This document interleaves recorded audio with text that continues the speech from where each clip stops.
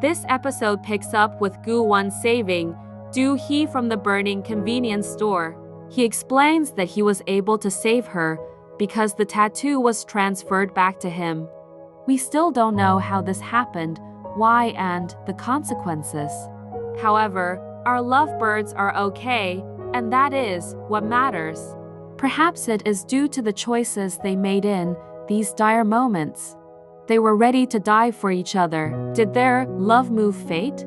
The following morning, Gu Won wakes up in a great mood. His powers are back, and the love of his life is safe. He might be the happiest guy on earth. However, he still worries that Do Hee needs time to recover, even though she assures him she is okay. They get ready for the day together and decide to match their outfits. People in love. They head to the office after a blissful morning walk. Gu Won insists on gloating at the Arabica lady that he won. He tells Do Hee that the lady is his boss but doesn't expound further. Let's hope his gloating doesn't bite him in the ass later. Meanwhile, at the office, Do Hee and Da Jang continue to feel awkward following their last drunk encounter. Gu Won continues to be in a great mood and even celebrates his birthday. He returns to his office and is greeted by the gang. He is glad they helped found Gwang Chul and happily agrees to be their leader. Bok Ju is also happy to have Gu Won back to his obnoxious, powerful self. Even Ga Young is happy but worried that Gu Won is mad at her. Given the stunt she pulled, she deserves the silent treatment from Gu Won. With his powers back, Gu Won sets out to find a human to trick into a new deal. He finds an old man who wishes his sick wife would recognize him one last time before she dies.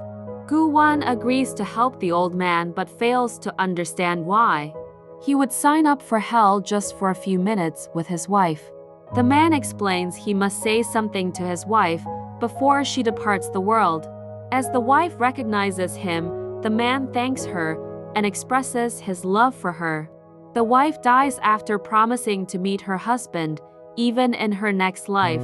After watching this deeply touching scene, Gu Won is surprised to see himself crying. Is he still human? He struggles with his emotions but denies feeling any mercy towards human beings.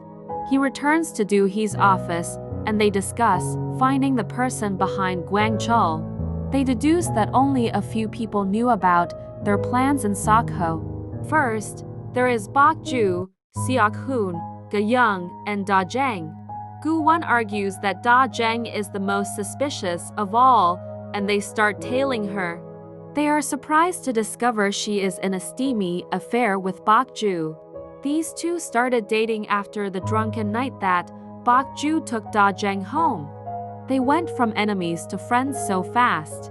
Nonetheless, we are so happy for them. Even though Da Jang is not confident yet about the relationship, we can only hope she will overcome her fears with time. After failing to burst Da Jang, Do Hee and Gu Won return home and get busy. Gu Won doesn't want Da Jang and Bok Ju outdoing them in the relationship department. After a rather hot night, Gu Won has a recurring dream about Wolsim, the woman from his past. This time, he is unable to see her face but recognizes she was wearing his cross necklace. He heads straight to the bus station to ask the Arabica lady more questions.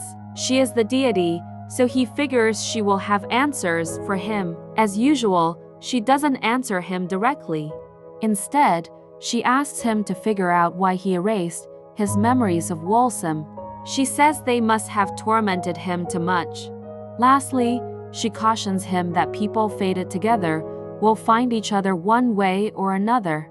She believes fate repeats itself. This troubles Gu Won, who returns to his office and mulls over what the deity said as he watches Ga Young dance.